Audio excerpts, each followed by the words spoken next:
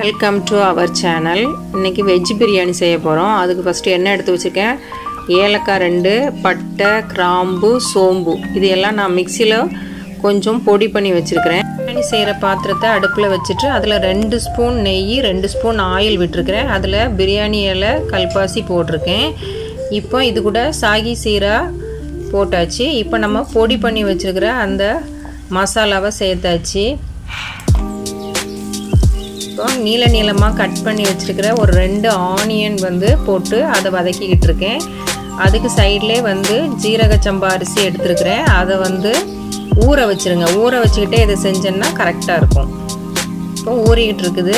இப்போ நான் மிக்சியில் அரைக்கிறதுக்கு 2 தக்காளி, 2 பச்சை மிளகாய் எடுத்து வச்சுருக்கிறேன்.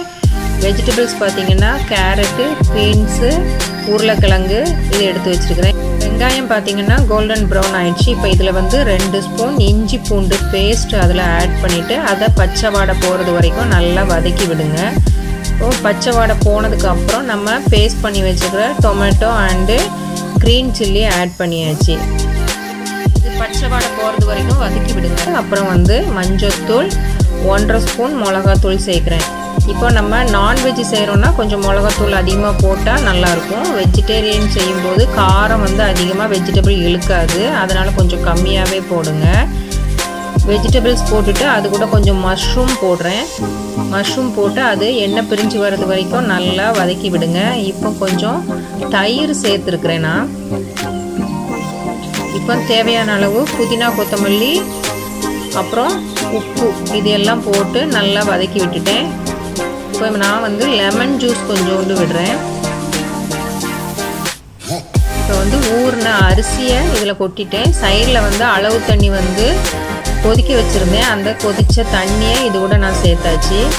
இப்போ ஒரு கொதி நான் வந்ததுக்கு அப்புறமா அதில் மூடி போட்டுருங்க. இப்போ மீடியம் ஃப்ளேமில் போடுங்க. தண்ணி வத்துற வரைக்கும் மீடியம் ஃப்ளேமில் போடுங்க. இந்த அளவுக்கு தண்ணி வத்துனதுக்கப்புறம் நம்ம சிம்மில் போட்டுறணும். சிம்மில் போட்டு ஒரு 10 மினிட்ஸ் நீங்கள் வச்சிங்கன்னா அந்த பிரியாணி ஸ்மெல் அப்போ தான் வர ஆரம்பிக்கும். இப்போ பிரியாணி நல்லா ரெடி ஆகிடுச்சு பாருங்கள். உதிரி உதிரியாக நல்லா வந்திருக்குது. சாப்பாடு செஞ்சதும் மார்னிங் கொஞ்சம் காக்காவுக்கு எடுத்து வைக்கிறேன். பாருங்கள் எவ்வளோ உதிரி உதிரியாக இருக்குதுன்னு சொல்லிட்டு. வெஜிடபிளோட மஷ்ரூமும் போட்டு மஷ்ரூம் பிரியாணி இப்போ ரெடி ஆயிடுச்சு. தண்ணி இப்போ நீங்கள் ஓப்பன் பாத்திரத்தில் செய்யும்போது 2 பங்கு தண்ணி வைக்கணும். குக்கரில் செஞ்சால் 1.5 பங்கு தண்ணி வைங்க. இப்போ பசங்களுக்கு நான் பிளேட்டில் எடுத்து ஆற வச்சுருக்கேன். சூடாக வச்சு கொடுத்தீங்கன்னா தண்ணி விட்டுரும். அதனால் ஆற வச்சு பேக் பண்ணுறேன். ஆளுக்கு ஒரு முட்டையை அதோட அவிச்சு வச்சுட்டு கொஞ்சம் மஷ்ரூம் ஃப்ரை பண்ணி வச்சுருக்கிறேன். பெரிய வெங்காயத்தை நீல வாக்கில் இல்லைன்னா குறுக்கு வாக்கில் நல்ல மெல்லீஸாக கட் பண்ணி அது கூட தயிர், கொஞ்சம் சீரகம், கொஞ்சம் உப்பு ஆட் பண்ணிங்கன்னா ரைத்தாவும் ரெடி ஆகிடும்.